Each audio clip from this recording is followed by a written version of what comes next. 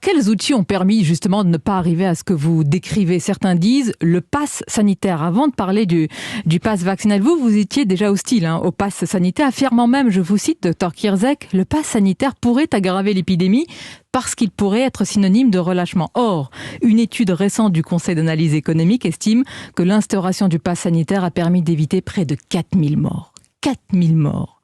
Je parlerai tout à l'heure de l'impact économique, mais sur le plan humain, quand même. 4000 morts. J'écrivais ça en juillet dans le Figaro, on dirait que ça pourrait aggraver, et finalement c'est ce qui s'est passé. Est-ce que ça a empêché la 5e, 6e vague d'Omicron? Oui, mais je viens de dire ça. D'après une étude, ça a empêché Alors, sur le Conseil économique, c'est une étude économique, il faut regarder la méthodologie, il faut regarder les gens qui sont à la fois des membres du Conseil scientifique, vous parliez de liens d'intérêt, mais qui sont aussi les membres de ce Conseil économique, ce qui pose quand même problème. Donc vous contestez cette étude. J'évalue les propres mesures que j'ai prises, et puis je vous rappellerai juste sur le nombre de morts, c'est toujours...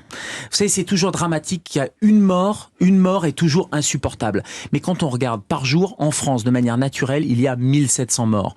Je donne souvent 2 indicateurs qui rassurent mes patients. Le taux de mortalité du Covid, il est de 0,1%. C'est pas 30% de mortalité, c'est pas 40%, c'est 0,1%.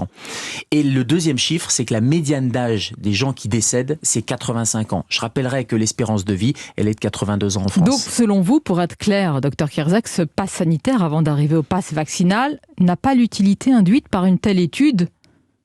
Ce pass vaccinal ou ce pass sanitaire, puisque c'est globalement la même chose, n'a pas d'intérêt particulier parce que les gens les plus fragiles, qui sont ceux qu'on aurait dû vacciner, et il y a encore quelques dizaines de milliers de patients fragiles de plus de 80 ans qui ne sont pas vaccinés, ils vont pas au resto, ils vont pas au ciné. Donc le pass sanitaire n'a pas d'intérêt parce que c'est pas aller recruter ces gens-là, ça n'a pas poussé ces gens-là à la vaccination. En revanche, il aurait fallu miser sur un réseau de proximité, sur les pharmaciens, sur les infirmières, sur les mairies pour amener le vaccin à ces gens-là. Mais c'est pas le pass sanitaire qui permet d'aller recruter au bon sens du terme. Si je vous entends bien, le pass vaccinal n'a aucune utilité sanitaire pour vous, même si tout le monde comprend que le gouvernement veut continuer à miser sur le tout vaccin et inciter très fortement à une vaccination qui est une obligation déguisée aujourd'hui. Mais je vais même plus loin, c'est-à-dire que la stratégie du tout vaccinal est une erreur.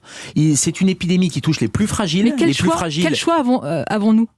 C'est une épidémie qui touche les plus fragiles, il faut protéger les plus fragiles. Ça veut dire qu'il faut vacciner les plus fragiles, les plus de 65 ans et les patients obèses, quel que soit l'âge, c'est important, c'est un facteur majeur de fragilité vis-à-vis du Covid, et c'est absolument pas le pass vaccinal qui va changer la donne.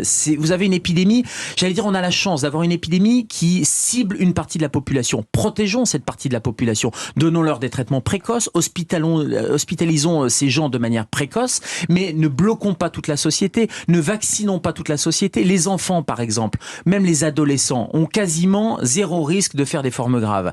Pourquoi aller leur imposer une vaccination? Donc c'est ce paradigme et cette stratégie du tout vaccinal qui a été une erreur. Et d'ailleurs, on arrive dans d'autres pays à avoir maintenant une stratégie ciblée. Israël qui va cibler la 4e dose. Donc il faut absolument qu'on puisse, avec 20 mois de recul, cibler maintenant les populations les plus fragiles. Et le pass vaccinal induit autre chose. Il induit une discrimination. Je suis médecin et les médecins, il y a le serment d'Hippocrate. Le serment d'Hippocrate, c'est de soigner sans discrimination. Mais là, semble-t-il, j'ai l'impression, Dr Kierzek, que vous allez sur un autre domaine. C'est-à-dire que sur la philosophie même du pass vaccinal, selon vous, si je vous entends, il peut donner lieu à d'autres passes dans d'autres domaines de notre vie quotidienne? C'est une boîte de Pandore qu'on ouvre, et soigner sans discrimination est extrêmement important parce que aujourd'hui, c'est votre voisin qui est non vacciné et que vous pointez du doigt. Mais demain, ça sera vous parce que vous êtes fumeur, parce que vous buvez de l'alcool, peut-être parce que vous avez, je sais pas, une orientation sexuelle ou des convictions religieuses. Eh bien, moi, en tant que médecin, quels que soient ces critères-là, je vais vous soigner sans discrimination. Vous croyez vraiment qu'on peut arriver à ce monde, à cette société, alors folle, et totalement irrationnelle, si vous la... On divise la société, on ne la réunit pas, et quand je vois certains confrères ou consoeurs qui se posent la question, alors j'espère que ça reste au stade de question, de soigner en priorité des gens vaccinés par rapport à des non-vaccinés, je trouve que c'est éthiquement anti-déontologique, anti-éthique, pour ne pas dire honteux. Bien, mais j'imagine, Dr Kierzek, que vous avez aussi des patients qui vous disent « j'en ai marre de ceux qui ne sont pas vaccinés. Moi, je me suis fait vacciner. Moi, j'ai obéi à toutes les règles. Moi, je les ai acceptées. » Que dites-vous à ces patients-là? Et vous êtes quand même Covid positif. On voit bien que le pass vaccinal ou le pass sanitaire, finalement, n'a pas empêché cette épidémie-là, n'a pas empêché l'épidémie de cas positifs. Donc on voit bien que le pass vaccinal qui était censé nous sortir de cette épidémie n'a pas fonctionné.